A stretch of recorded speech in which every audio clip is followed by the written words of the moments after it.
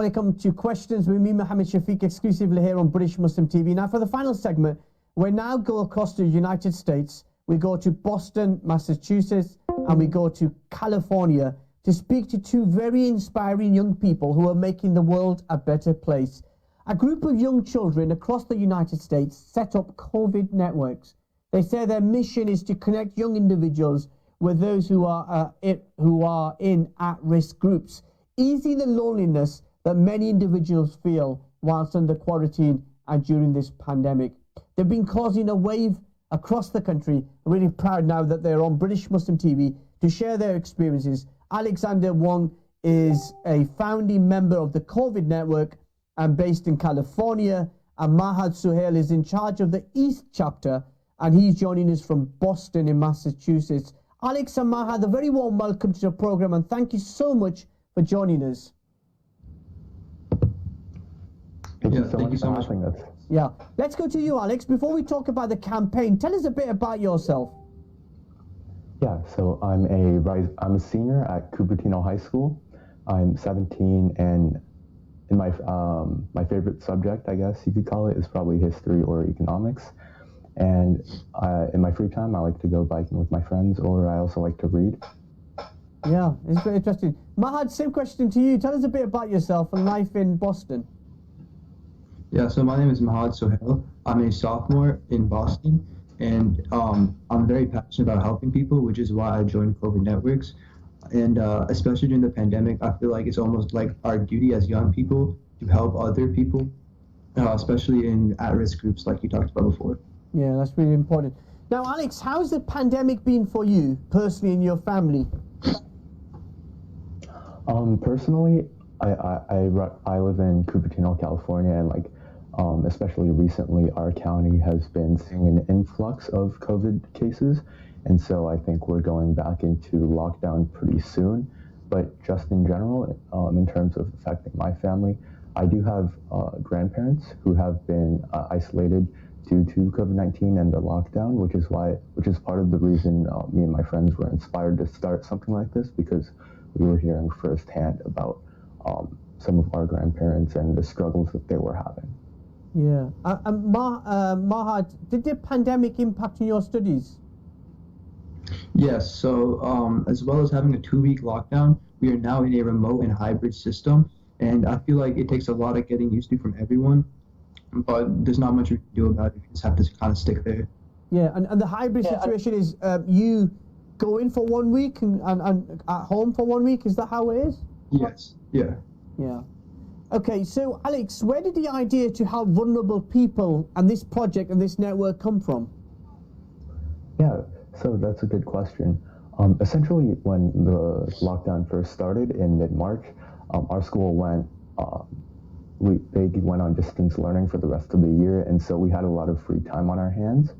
And a couple of my friends and I, we were just thinking of ways that we could help put this new extra free time to use. And so, as I mentioned before, a lot of us have grandparents, and they were telling us about either themselves or some of their friends who were at senior centers and the struggles that they were having because of the entire lockdown and their inability to interact with people in person. And so from there, we wanted to help this group specifically because we understood their problems. And so that's how we came up with the initial idea of COVID Networks, which started off as one-on-one discussions between high school students and senior citizens.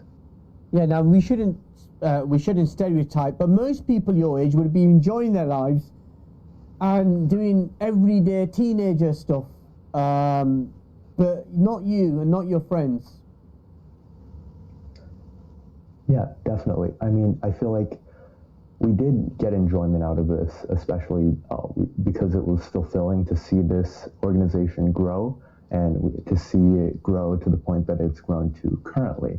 And I feel like this is how we sort of found enjoyment during this time, because it's not like we don't see this as sort of work or something that we have to do. More so, we see this as something that we like to do and we want to help the community. Yeah.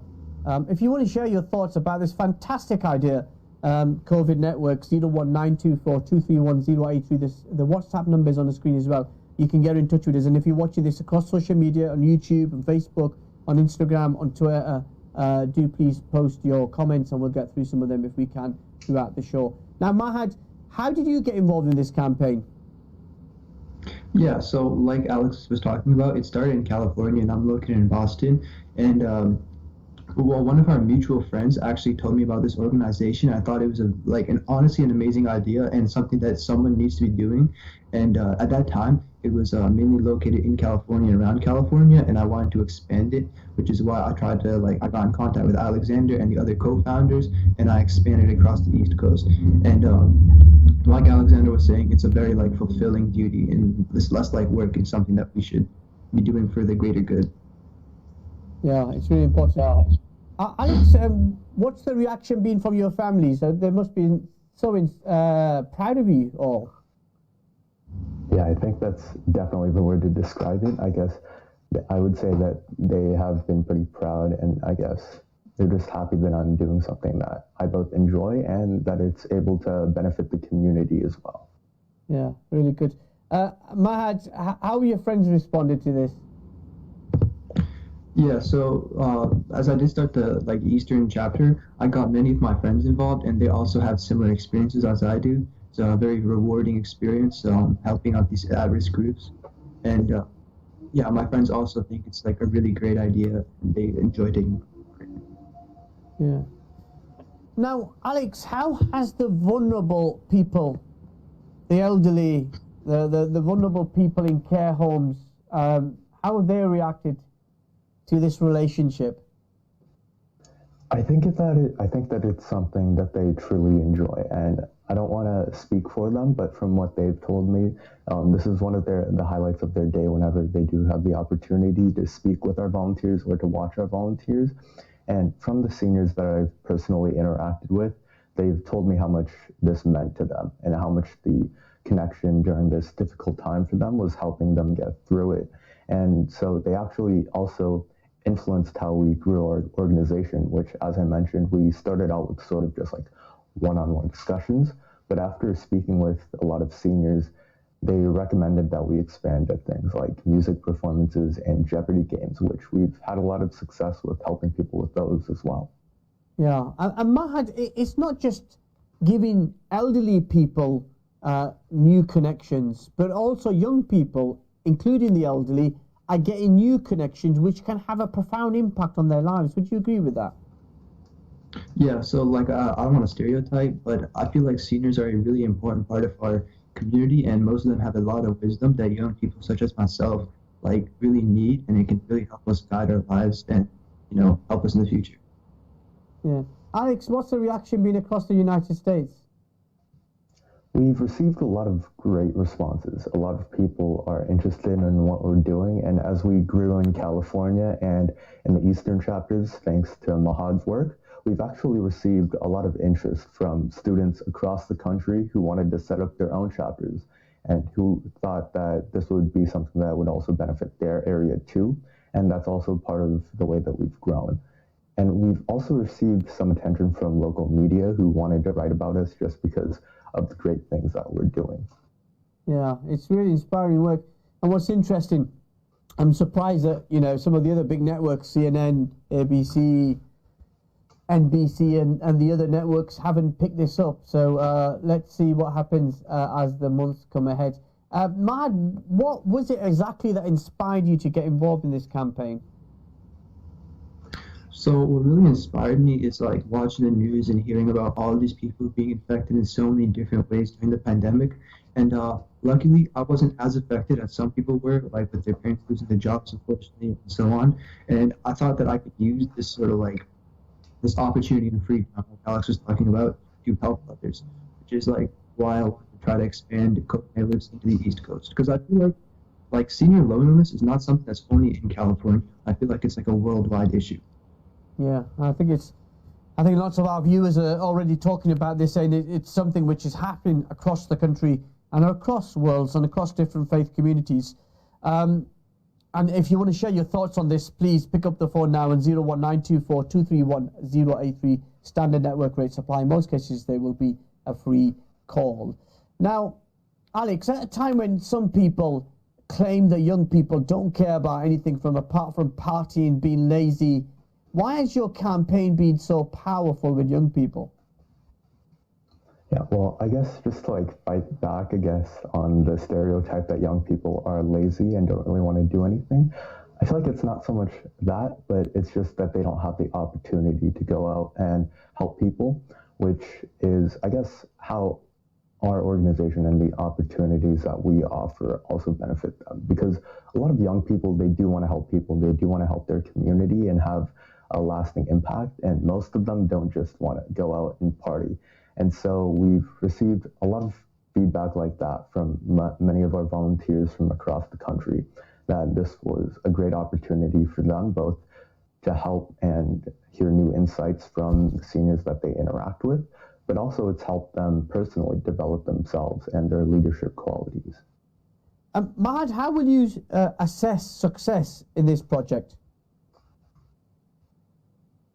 We've been increasingly successful with our rapid growth across the country and into other countries as well. And I mainly accredit this to our 4 co-founders, and they're really just their drive to get things done and to expand as much as possible.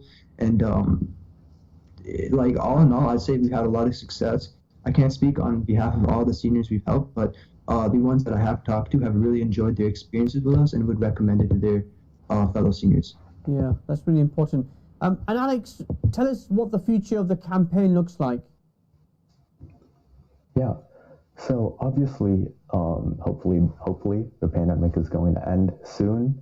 But through the process of interacting with all of these seniors, we've really realized that the senior isolation problem isn't something that was started because of the pandemic and the lockdown.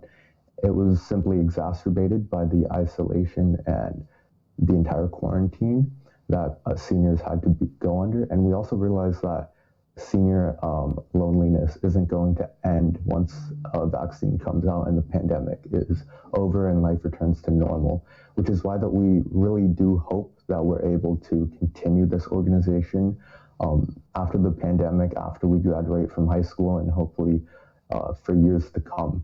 And I know that personally, all 4 of our founders, Pranav Ranki, Lawrence Farron, and Swanch Chitty, and I, we all do plan to continue working on this and helping Mahad, all 5 of us and all of our officers. We do plan on growing this.